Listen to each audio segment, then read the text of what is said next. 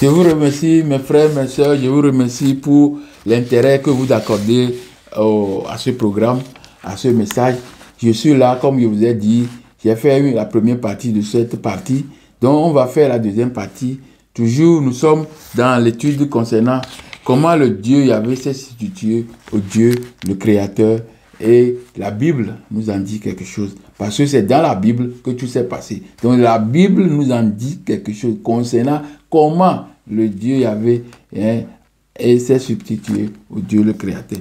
Donc la première partie de cette partie que j'ai fait, c'est maintenant, j'ai fini avec la zone d'action, l'influence, zone d'influence de Yahvé. Zone d'influence de Yahvé. Donc maintenant nous allons faire comment Yahvé agit-il? Quelles sont la manière Yahvé agit? Et quelle est sa manifestation et sa présence? Quand il est présent ou bien il arrive, comment il s'annonce? Donc nous devons comprendre tout ça là. Donc ce point toujours continue parce qu'on vient de faire l'influence. Maintenant on est dans comment agit Yahvé. Donc, nous savons que Yahvé agit d'après les textes bibliques que je vous ai lu au début. Yahvé agit comme orage, il agit comme tonnerre, il agit comme foudre, il agit comme éclair, il agit comme souffle, il agit comme de grands vents, tempêtes, il agit comme des flammes de feu, des grands bruits, il agit comme la pluie, la fournaise fumante, des flèches et puis des tremblements. Puis ce sont des agissements que Dieu nous donne quand il veut apparaître. Donc, dans toute cette partie, qu'est-ce que nous allons faire? Nous allons comprendre comment on peut comprendre ce quoi orage, ce quoi des tonnerres, foudre, éclair, les souffles, tout ça là. Nous allons comprendre tout ça là aujourd'hui, un peu, parce que j'ai déjà fait ça lorsque je venais. Comment le Dieu de Sem, Yahvé, Adonai, Elohim, Allah, est-il devenu le Dieu créateur? Que s'est-il réellement passé? C'est un message double, c'est-à-dire pour un message que j'ai déjà fait.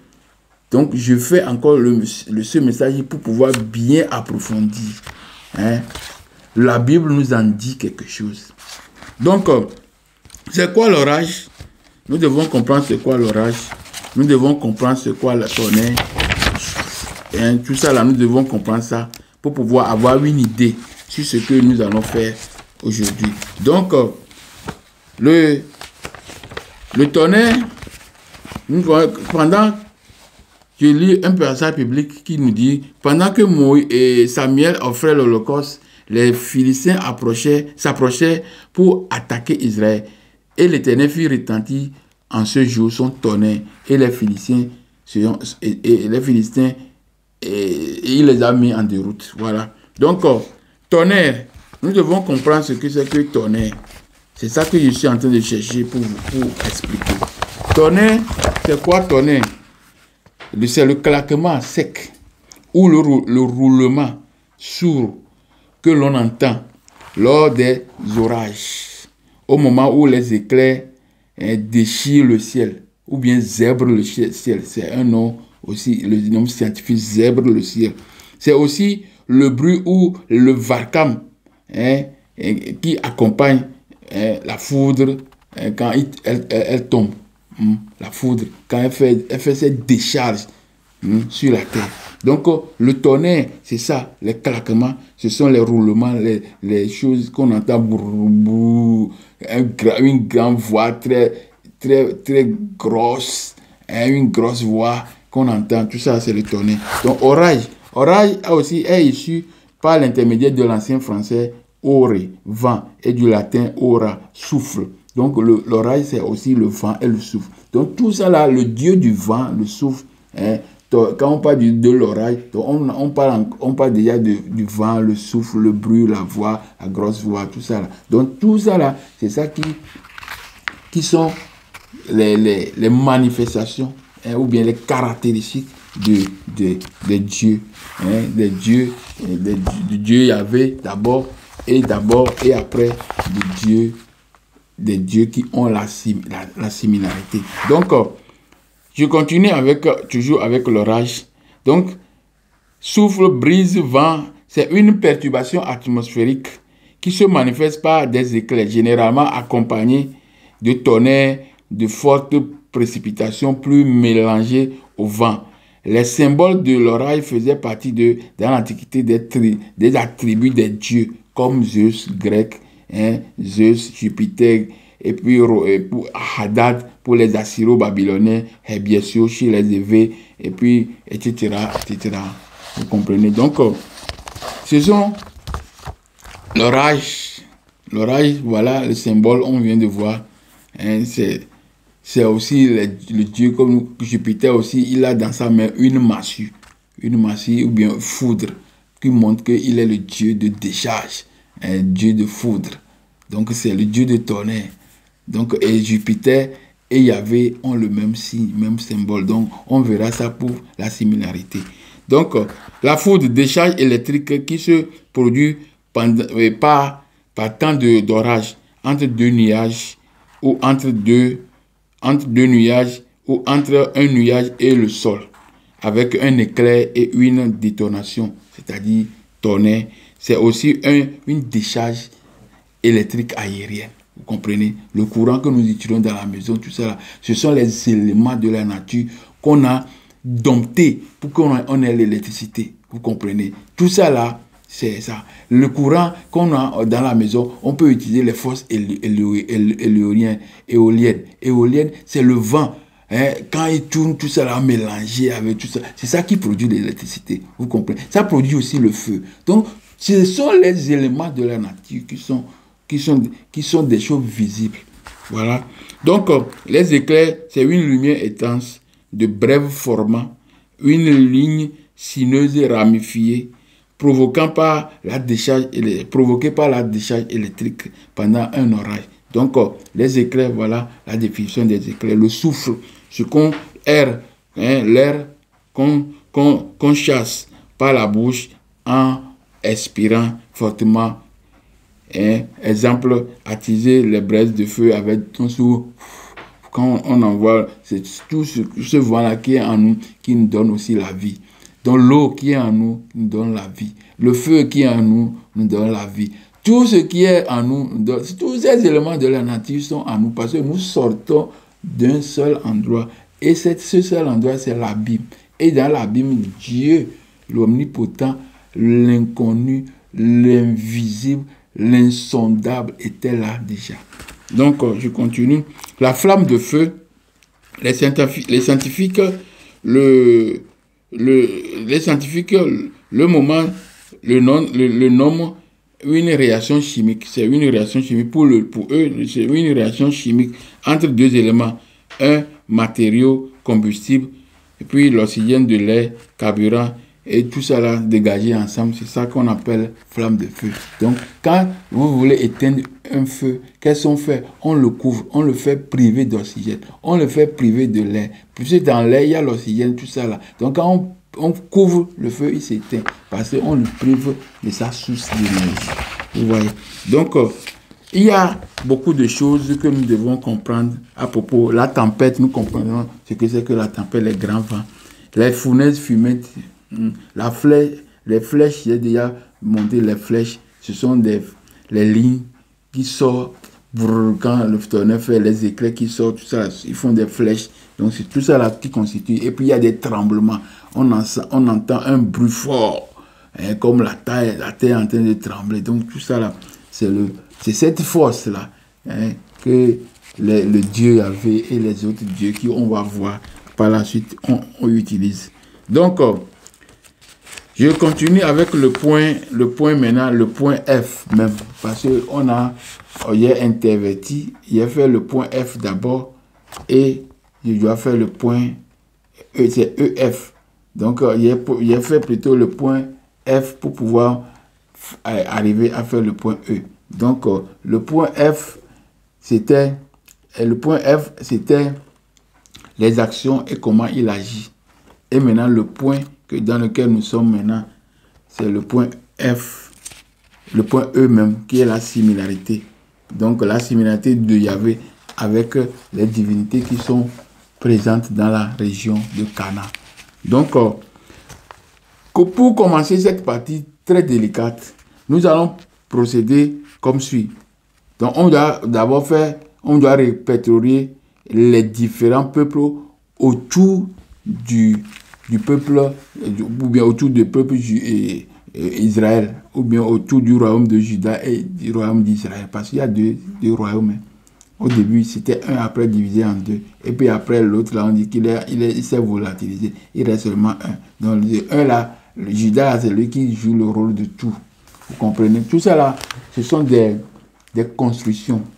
Et nous allons démolir tout ça, là, à travers ce qu'ils ont écrit comme Bible. On va démolir tout ça là, à travers cette Bible. Donc, Canaan était habité par de divers peuples.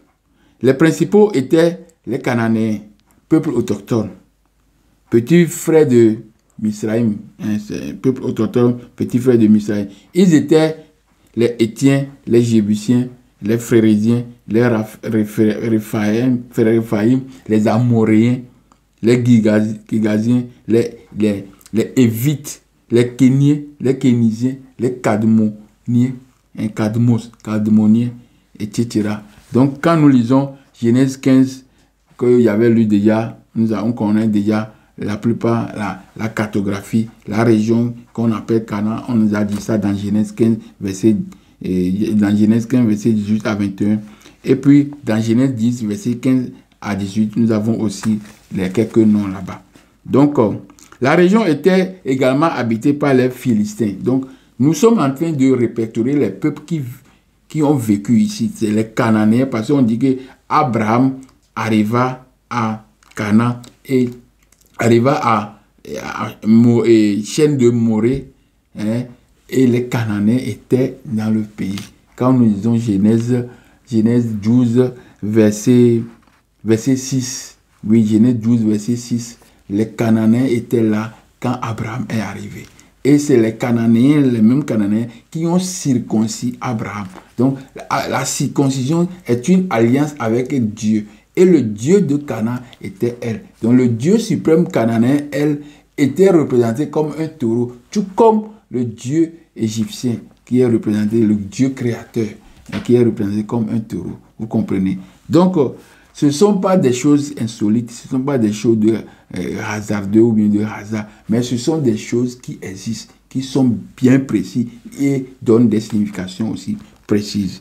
Donc, on continue. La région était également habitée par les Philistins arrivés du nord, arrivés plus tard, plutôt pas plus du nord, arrivés plus tard en tant que peuple des mers. Les Philistins étaient des peuples des mers. Ils quittaient Crète, ils quittaient dans la mer Égée, ils quittaient les îles grecques, la Rhodésie, tout ça là. Ils quittaient l'Asie mineure. Tous ces gens qui étaient dans les îles là, c'est eux qui sont descendus en Afrique. Et pas en Afrique d'abord, et l'Égypte les a mis maintenant à Canaan, dans le lieu aride, pour qu'eux-mêmes, ils vont les aider à faire une culture, à transformer Canaan. C'est pourquoi ils étaient là-bas. Et là-bas, ce n'est pas les Égyptiens qui aiment habiter là-bas. Non. Ils habitent sur la terre ici en Égypte. Oui, c'est la base. C'est la base. Oui, c'est pourquoi tout le monde sont descendus. Jésus est venu, Marie est venue, Joseph est venu, Abraham est venu, Jacob est venu, Isaac est venu. Quand ils ont fui pour la guerre, tout ça, ils sont rentrés encore en Égypte.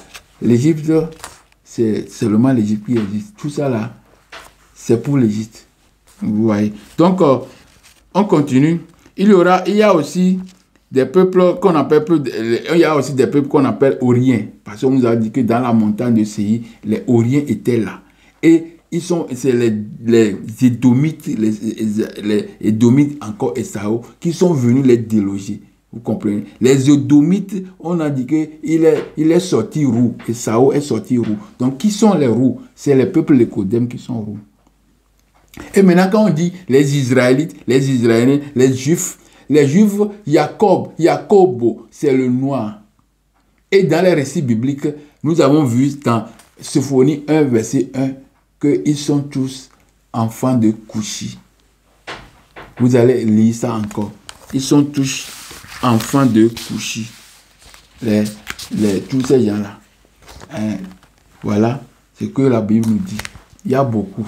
Donc, il y a des peuples qu'on appelle Oriens là-bas. Et les Oriens sont des Hittites.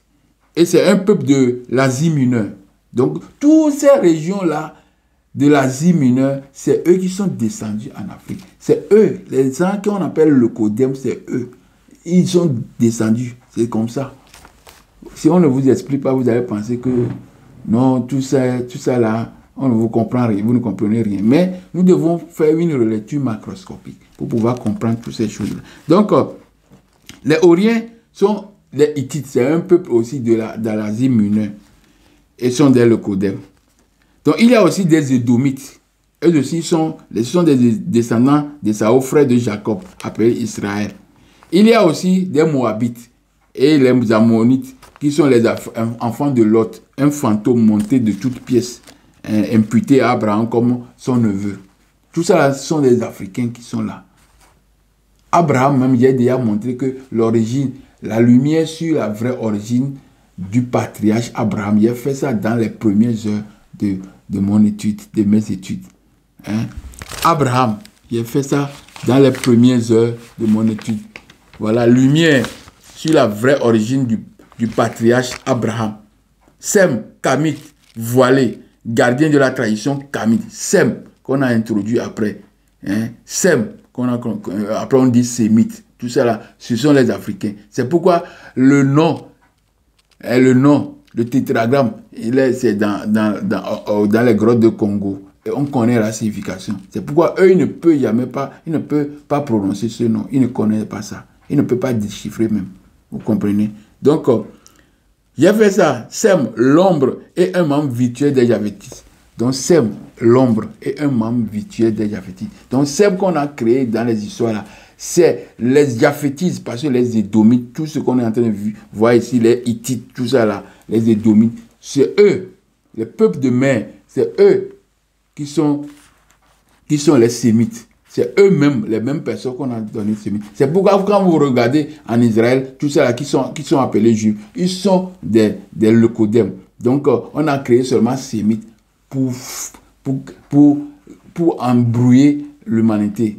Vous comprenez? Le terme sémite n'existe pas. Et j'ai déjà fait des vidéos pour montrer ça. Donc, il y a aussi des Moabites, tout ça qui sont fantômes, un enfant fantôme de Lot. Donc, nous avons aussi au nord nous avons aussi au nord et au nord-est le royaume d'Aram, Aram Damas. Parce qu'ils ont dit ils ont quitté même Ur pour aller à Damas, à Aram, pendant Aram, et maintenant pour descendre en Égypte. Donc, pendant Aram aussi, c'est un royaume qui habite sur la terre de Canaan. Parce que la Canaan est déjà délimité, vous avez lu ça, non? Tout ça là, veuillez m'excuser, tout ça là c'est Canaan. Donc, pendant Aram, il y a un royaume encore aussi. Et puis nous avons les Phéniciens. Quand on dit que Canaan a pour premier enfant Sidon. Vous comprenez? Donc les Sidoniens, les gens de Tyr et Byblos, tout ça là, qui constituent tous ces gens qu'on voit aujourd'hui, ils sont que des Leucodèmes. Hein, vous voyez, ce sont des Leucodèmes. Alors que dans le temps là, ce sont des Noirs qui habitaient là-bas. Vous comprenez? Tout Canaan était occupé par des Noirs et des Leucodèmes. Mais c'est les Noirs qui étaient là avant que tous ces gens sont arrivés. Donc, Abraham, on dit que c'est comme il est sémite. C'est faux. Il n'est pas sémite. J'ai déjà montré à travers mes vidéos. Donc, et enfin, nous avons aussi les puissants voisins tels que l'Égypte. Donc, tous les peuples qui étaient, on va répertorier. Et puis, quand on va répertorier tous ces peuples, on va voir maintenant leur divinité. Le Dieu qui est le Dieu de leur panthéon, qui est à la tête de leur panthéon. Donc, nous venons d'avoir comme peuple qui habitait à Canaan, nous avons les Hétiens, nous avons les Jébusiens, nous avons les Phérésiens, Réphaïm, Amoréens, Gigaziens, Évites, Kéniens, Kénisiens, Cadmoniens. Nous avons les Philistins, nous avons les Horiens, nous avons les Hittites, nous avons les Moabites, les Ammonites, nous avons les Édomites, nous avons les Araméens, Amoréens, tout ça, là, Araméens, c'est Amoréens, tout ça, c'est les mêmes gens, sont toujours les mêmes gens. Donc, nous avons les Phéniciens, et puis nous avons l'Égypte, la Syrie et Babylone. C'est tout ça là qui était Canaan. Vous comprenez? Donc, les dieux des peuples voisins agissant comme Yahvé. Donc, le point que nous allons faire, parce que nous venons de faire, nous venons de répertorier les différents peuples qui sont autour du royaume d'Israël et au royaume de Juda. Donc, maintenant, le 2, nous allons voir les dieux des voisins qui agissent comme Yahvé. Parce que nous sommes dans la similarité de Yahvé avec les dieux qui habitent là-bas. Donc, avant d'aborder cette partie, nous allons lire certains passages bibliques qui vont nous servir comme esquisse. Donc, nous allons lire Michée 4, verset 5. J'ai déjà lu ça. Michée 4, verset 5. J'ai lu ici. Tandis que tous les peuples... Tandis que tous les peuples marchent au nom de leur Dieu, nous marcherons au nom de l'Éternel. Voilà. Nous marcherons au nom de l'Éternel. Voilà pour Michée 4, verset 5. Donc pour Deutéronome 8 et Deutéronome 32, verset 8 à 9, quand le Très-Haut distribuait l'héritage à ses fils, les enfants, y compris Yahvé dedans. Donc, quand il donnait l'héritage, la part qui revenait à Yahvé est la part de Israël, ou bien Jacob plutôt, voilà, Israël. Donc, il revenait à Yahvé. Donc, et nous allons lire aussi Apocalypse 4, verset 5.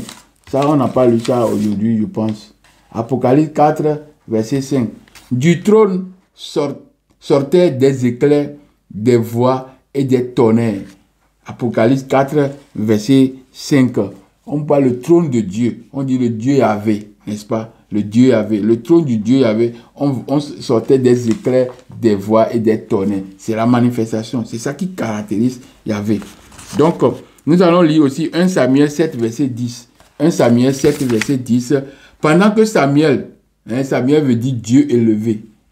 Élevé. Samuel.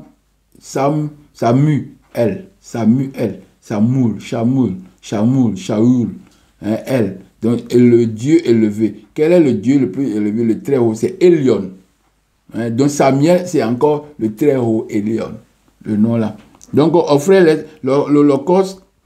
Les Philistins s'approchaient pour attaquer Israël. L'Éternel fit retentir en ce jour son tonnerre et sur les Philistins et les mit en déroute. Il fut battu devant Israël. Donc, Dieu s'est manifesté avec tonnerre.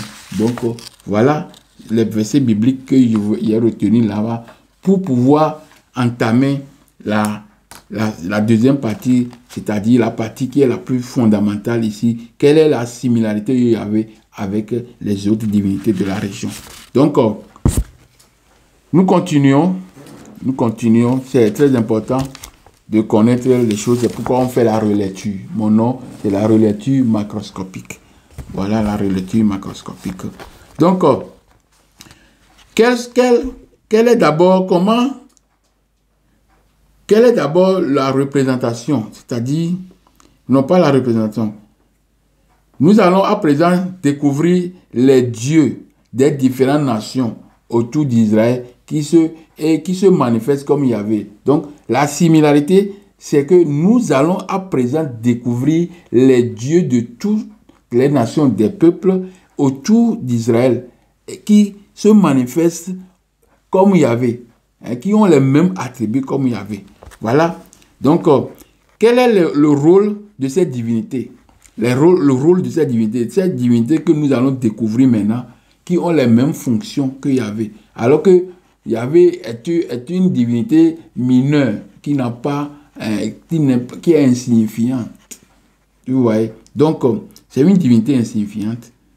Donc, et les divinités qui sont autour de Yahvé étaient très puissantes que Yahvé même. Vous comprenez? Mais vous ne voulez pas entendre ces choses-là, mais c'est ça.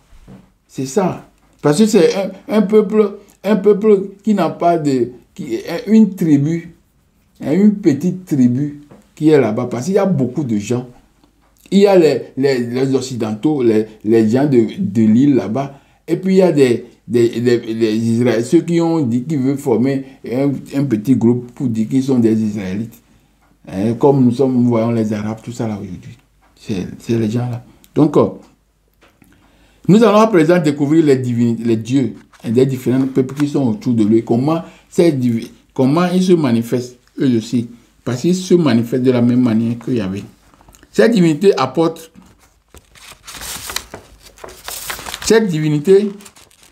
la fertilité, c'est-à-dire la prospérité agricole. Donc, les divinités que nous allons voir maintenant, qui ont les mêmes critères, les mêmes caractéristiques, les mêmes manifestations, les mêmes apparences et les mêmes symboles. Ça, il faut bien noter ça, les mêmes symboles qu'il y avait. Quel est leur rôle? Quel est le rôle de cette divinité? D'abord, nous devons d'abord parler de ces rôles avant d'attamer même le Dieu, le nom de ces dieux même, de ces peuples. Donc, cette divinité apporte la fertilité, c'est-à-dire la prospérité agricole. Vous comprenez? Cette prospérité est importante pour la population. Ces divinités, y compris Yahvé, sont réputées ennemies des divinités de sécheresse. Et les divinités de sécheresse sont Mo et Thanatos, tout ça là. Ou bien Léviathan, tout ça là. Donc, ces divinités sont aussi destructives. Parce que ces divinités, bien qu'ils apportent la prospérité, elles sont aussi destructives. Comme moi, je peux faire le bien, je peux faire le mal. On doit jouer les deux rôles. C'est intrinsèque, c'est lié. Les deux rôles sont liés. L'homme est le mal et le bien. Il peut faire le bien tout comme il fait le mal. Donc, c'est pareil pour les divinités. J'avais dit ça depuis longtemps. Donc, ces divinités sont aussi destructives dans le cas où ils sont provoqués. Où elles sont provoquées. Donc, malgré qu'elles sont associées à l'agriculture et aux récoltes à travers leurs manifestations, elles sont en primo des dieux d'orage. Parce que s'il n'y a pas l'eau qui va tomber du ciel, tout ça, la terre sera sec et il y aura la mort. Donc il y a une divinité aussi pour la mort qui lutte pour ça. Et eux, les divinités que nous indexons comme démons, parce que c'est Yahweh qui a pris la place, collecter les attributs de cette divinité et puis déclare ces divinités démons et anges. Donc, c'est toutes ces divinités-là, leur principal rôle, c'est ils sont tous primo dieux d'orage, tempête et de foudre. Comment elles sont représentées, ces divinités? Donc, d'abord, dans toute la région, il y a Baal et puis il y a Baal-Hadad. Donc, il y a Baal et Baal-Hadad. Donc, les deux divinités collées ou bien scindées ont les mêmes caractéristiques. Ils sont connus comme sous le nom de chevaucheurs des nuées et le Seigneur de la terre. Donc, toutes ces divinités, Hadad, le nom de Yahvé même n'est pas dedans. Parce que la plupart des divinités là-bas, les grandes divinités sont soit Baal, ou bien soit Hadad, ou bien soit Baal-Hadad. Donc, les mêmes divinités. Donc, Yahvé même n'est pas cité. Bien qu'elle a aussi les mêmes manifestations, les mêmes attributs, le même symbole que toutes ces divinités. Mais il n'est pas nommé même là-bas cité. C'est pourquoi on ne le retrouve même pas dans le Panthéon. Parce que c'est insignifiant. Symbole.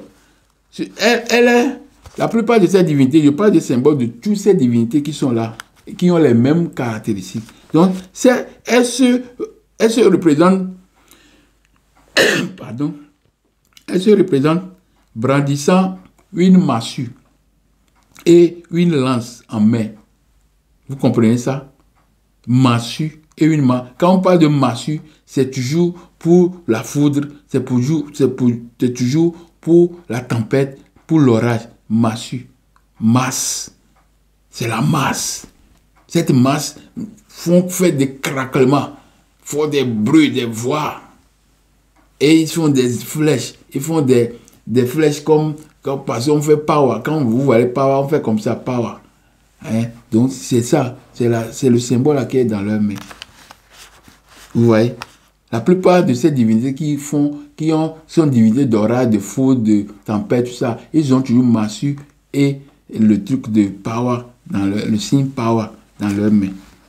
Donc, ils sont vénérés pour leur capacité d'apporter la pluie et la fertilité. Parce que ces éléments de la nature sont vénérés. Parce que les chrétiens, les religions monothéistes disent non, on ne peut pas vénérer les créatures. Mais Dieu, il y avait une créature de elle.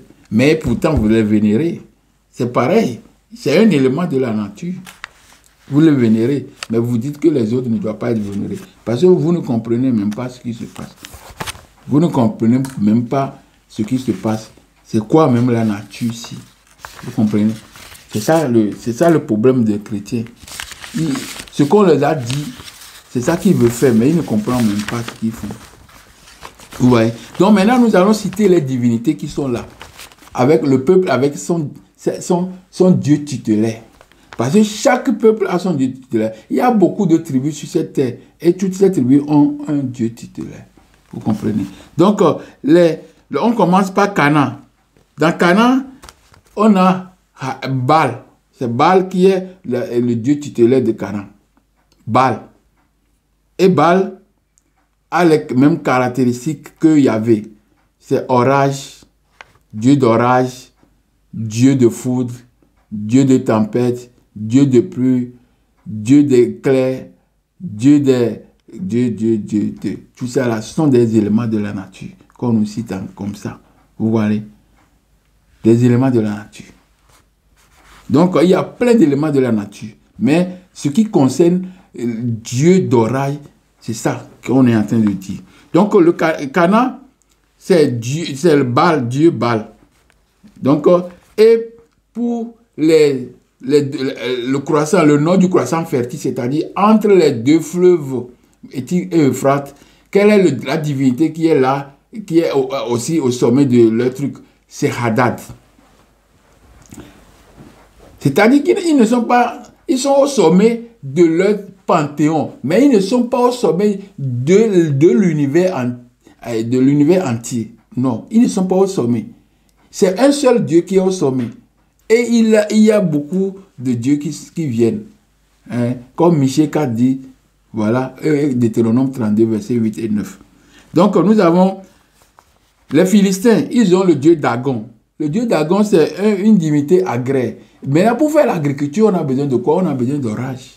Donc, le dieu philistin Dagon joue aussi le rôle d'orage. Mais il est en parfaite harmonie avec Baal pour pouvoir jouer ce rôle. Baal. Vous comprenez? Moabites, ils ont leur dieu Kémosh. Kémosh, c'est aussi une divinité agraire, tout comme divinité agraire de l'Égypte antique. C'est une divinité agraire, Kémosh. Mais il a aussi une relation parfaite avec Baal, parce qu'ils sont dans Canaan. Et le dieu qui coiffe tous ces choses-là, c'est Baal. Donc, bien qu'ils sont à divinité agraire, ils sont en coexistence avec Baal, en harmonie avec Baal.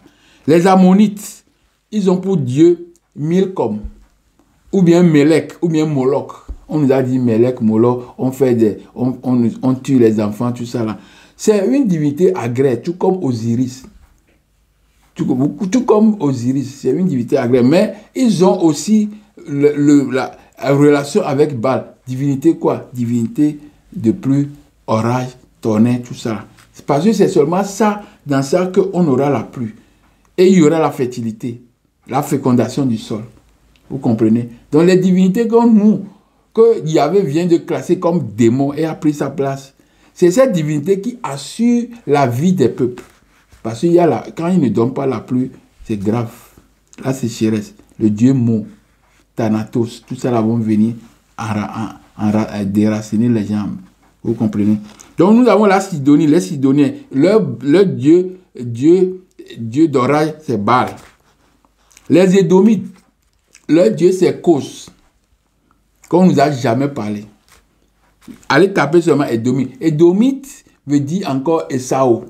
Et Esau c'est Rou. Rou, ça veut dire le Kodem. Et ils sont venus, ils sont quoi? Ils sont des peuples des mers. Et ils venaient dans les îles Égée, entre les îles grecques, entre la Grèce continentale et Asie mineure, c'est-à-dire Turquie continentale. Parce qu'autour de Turquie et de Grec, il y a beaucoup d'îles là-bas. Donc, les gens sont venus de là-bas. On les appelle peuple des mers, les Domites. C'est le dieu Kos. Il est aussi dieu de feu, comme Dieu Yahvé qui a pris sa place après est dieu de feu. Il est dieu de guerre. Tous ces dieux qui sont dieux de foudre sont aussi dieux de guerre. Parce que c'est le claquement parce qu'on a dit que les Philistins voulaient attaquer et Dieu a envoyé le tonnerre. Et puis, ils sont battus. Donc, c'est une divinité guerrière. Vous comprenez? Donc, Kos et Domite, divinité de guerre et divinité météorologique. Voilà, quand il parle de la pluie, c'est qu'on sort tonnerre, tout ça, c'est la météo. Les Babyloniens, leur divinité, c'est Baal. Baal, c'est le dieu d'orage, de tempête, de pluie, d'éclairs, etc., de feu. Et en Assyrie, c'est Hadad au jour. C'est tempête, tout ça là. Et en Égypte, la divinité qui a su ça, c'est Seth. C'est pourquoi lui aussi il est dans le désert. Donc, quand il dit qu'ils vont aller faire sacrifice dans le désert, laissez-nous, dit au pharaon, ils disent au pharaon, on va faire 3 jours pour aller faire sacrifice dans le désert. Ils voulaient aller faire sacrifice à Seth, dans le désert, dieu d'orage. Et toute cette divinité qui habitait de l'Égypte jusqu'au nord de croissant fertile, c'est-à-dire entre les deux terres, entre les deux fleuves, les terres qui sont entre les deux fleuves. Toutes les divinités qui étaient là-bas, qui sont là-bas, sont en collaboration et sont pas en collaboration, sont les mêmes divinités que Seth. Vous comprenez? Donc, Seth, c'est lui qui était dans le désert, c'est lui qui est devenu quoi? Satan. Parce qu'on l'a attribué comme Satan. Dieu, Yahvé a pris sa place et puis lui, il est devenu Satan. Hadad, Yahvé a pris sa place, il est devenu Satan. Kos, Yahvé a pris sa place, il est devenu Satan. Mais Yahvé est une divinité qui n'a pas d'importance beaucoup. Hein. C'est une divinité d'un peuple, d'un petit peuple. Divinité mineure, c'est comme ça on a dit. Quand vous lisez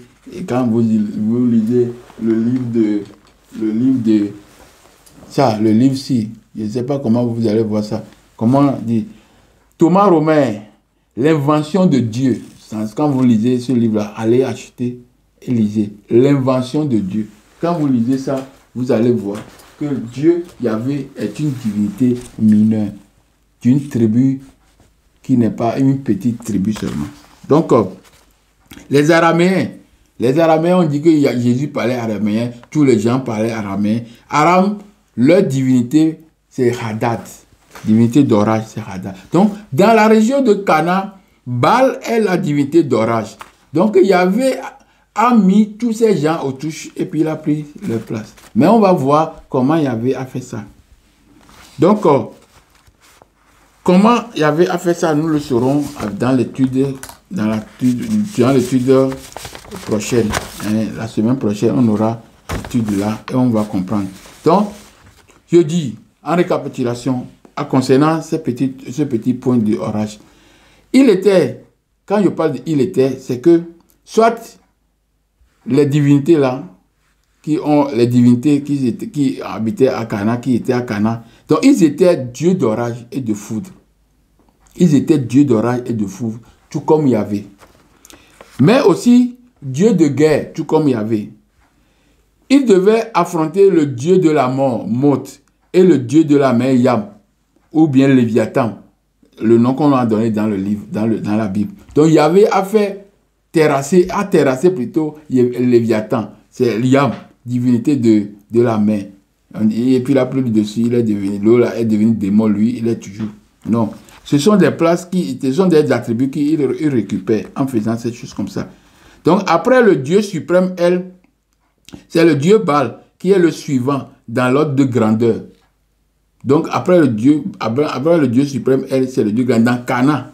Donc toutes les divinités qui sont dans le Cana, ils font allégeance à Baal. C'est pourquoi on l'appelle encore Moloch. On l'appelle encore Melech, le roi Melech. C'est Melech qu'on a encore on a changé les E là, on a mis Moloch. Au lieu de Melech, on a dit Moloch. Tout ça là, pour nous embrouiller. Tout ça là va prendre fin lorsque la lumière sera très géante. C'est la petite lumière que moi j'envoie. D'autres vont envoyer plus que moi. Vous voyez. Donc, ils sont aussi identifiés, non.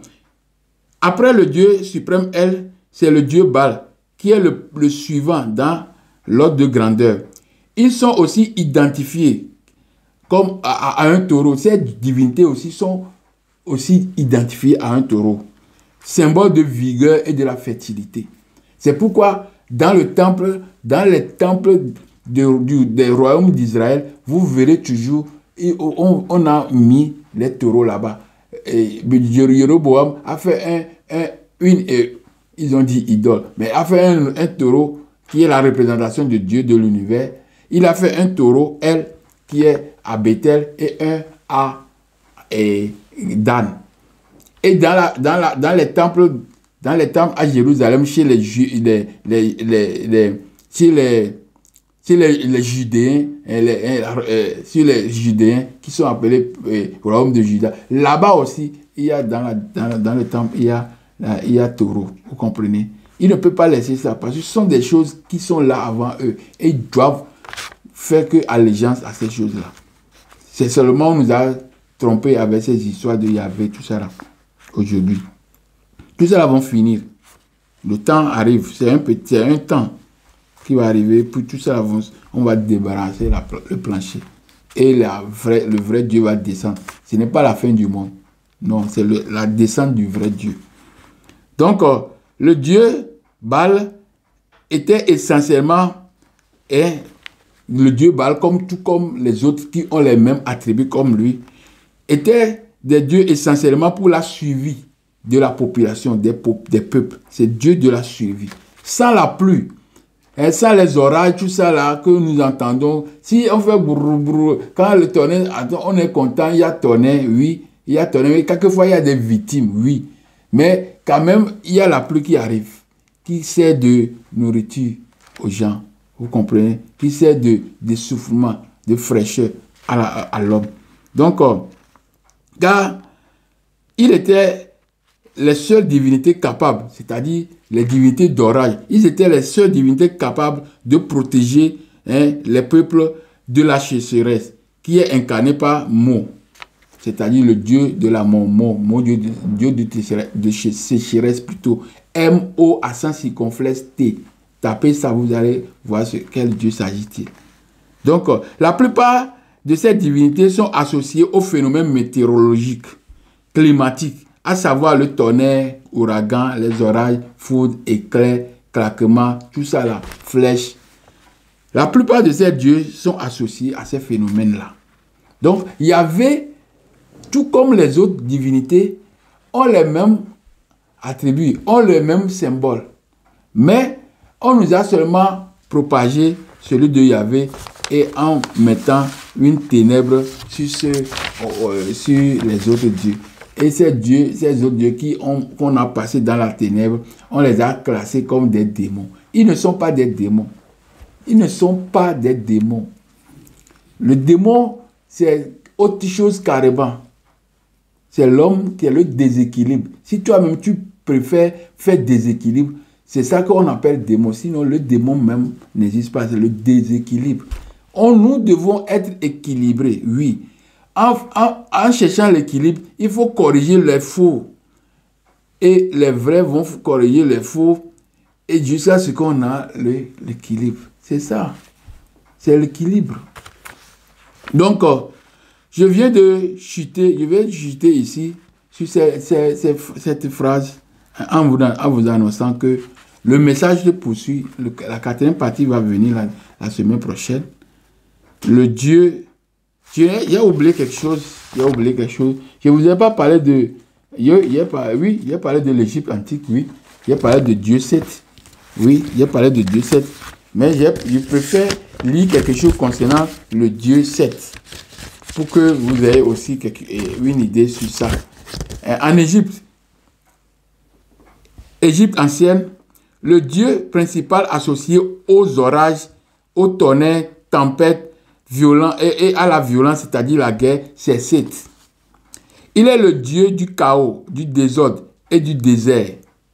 Mais il peut être associé, mais peut aussi être perçu comme lié au dieu soleil. Parce que il est en parfaite harmonie avec le soleil, avec le dieu Ra.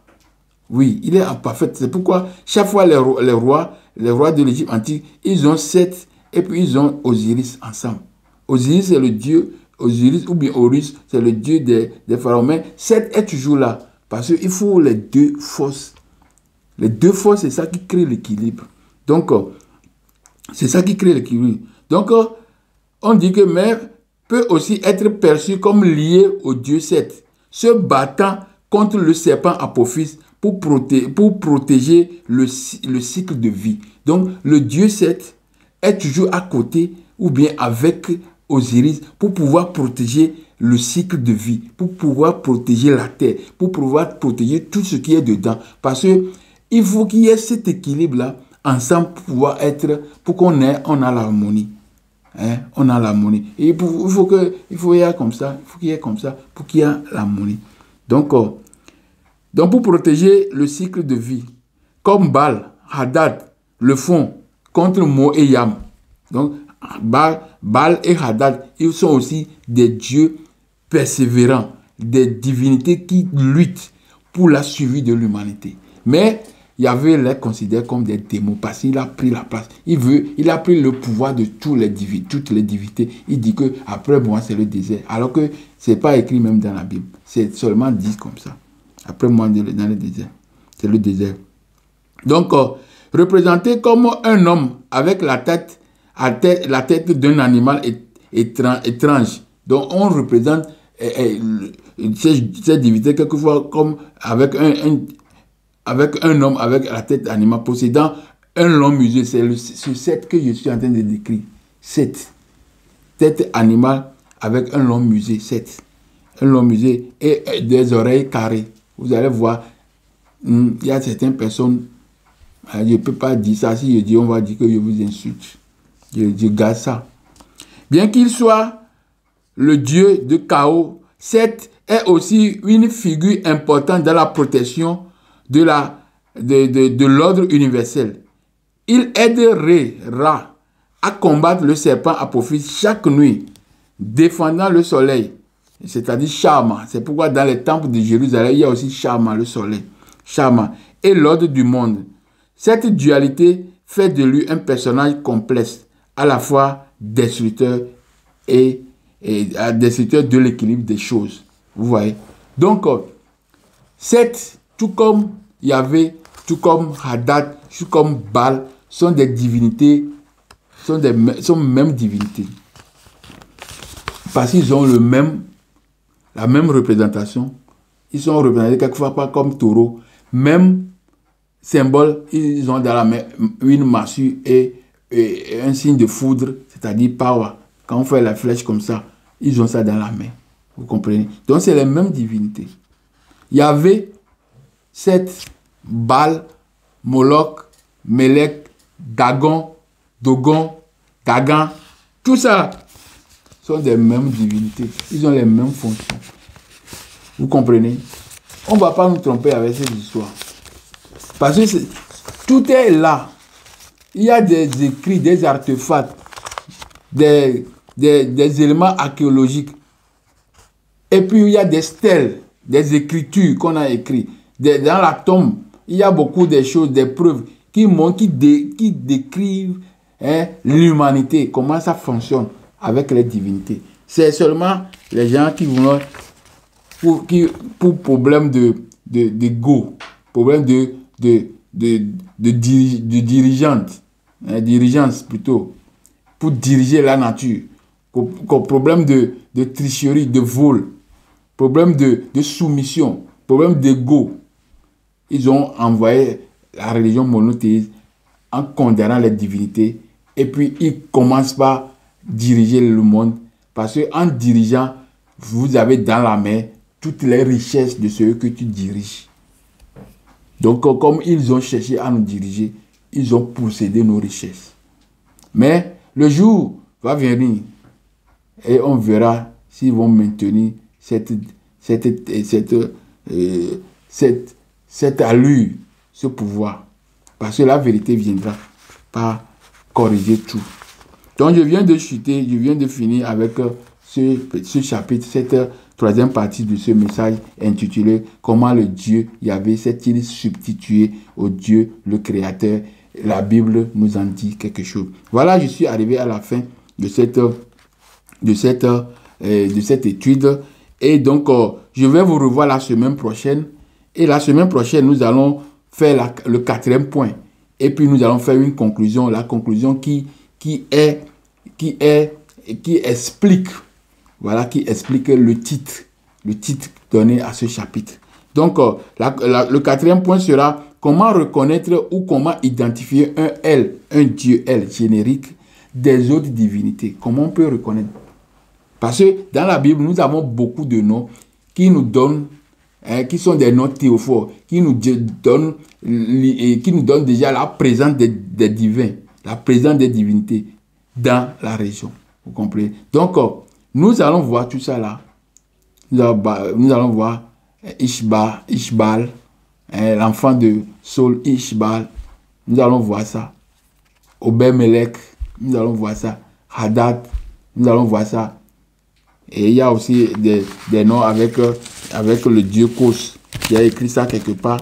Le nom avec le dieu Kos, le dieu des Édomites. Ils ont aussi leur nom avec ça. Donc il y a oublié, je ne sais pas où il y a mis. Il y a Kos dedans.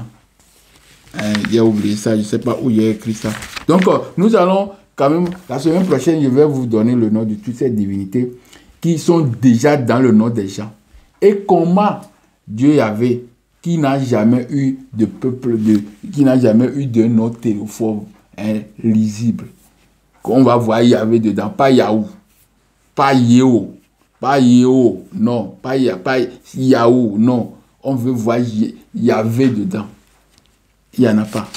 Le nom même d'Israël, c'est le nom même de Jacob que le Dieu a donné.